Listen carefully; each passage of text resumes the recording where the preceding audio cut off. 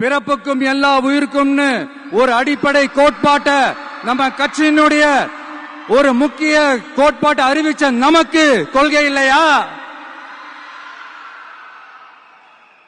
எல்லாருக்கும் எல்லாமும் கிடைக்கணும், சமூக நீதி கிடைக்கணும், அந்த சமூக நீதி உண்மையான சமூக நீதியா இருக்கணும், சாதி வாரி கணக்கெடுப்பு நடத்தணும்னு ரொம்ப ஸ்ட்ராங்கா சொன்ன நமக்கு கொள்கை இல்லையா? CAA அறிவிச்சதுக்கு அப்புறம் அப்ப நம்ம கட்சி ஆரம்பிக்கிறதுக்கு முன்னாடியே எதிர்த்த நமக்கு கொள்கை இல்லையா? வகுப்பு சட்டத்தை எதிர்த்து உச்ச நீதிமன்றத்துக்கு முதல்ல போன நமக்கு கொள்கை இல்லையா?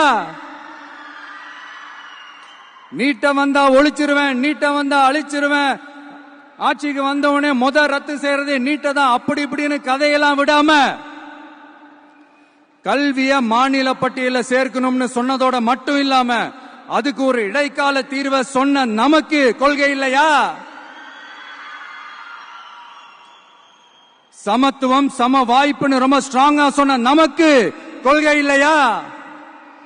இப்படி கொள்கையை வெறும் பேச்சில மட்டுமே பேசிக்கிட்டு எல்லா கொள்கையும் அண்டர் கிரவுண்ட்ல அடக்கி வச்சுக்கிட்டு என்னமோ இவங்களுக்கு மட்டும்தான் எல்லா கொள்கையும் குத்தகைக்கு எடுத்த மாதிரி, இவங்க கொள்கையே கொள்ளை தானே.